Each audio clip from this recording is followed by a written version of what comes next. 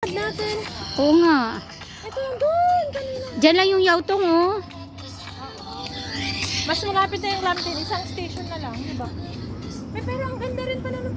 Bes, sana nagtagal pa tayo dun, no?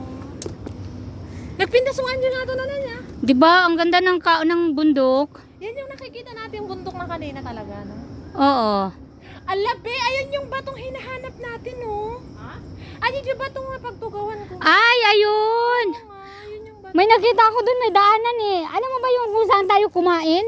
Ah. Di ba may daan na di ba may dumaan tayo dito ngayon dito pababa. May daanan dito. Doon. Doon siguro yun papuntang bato.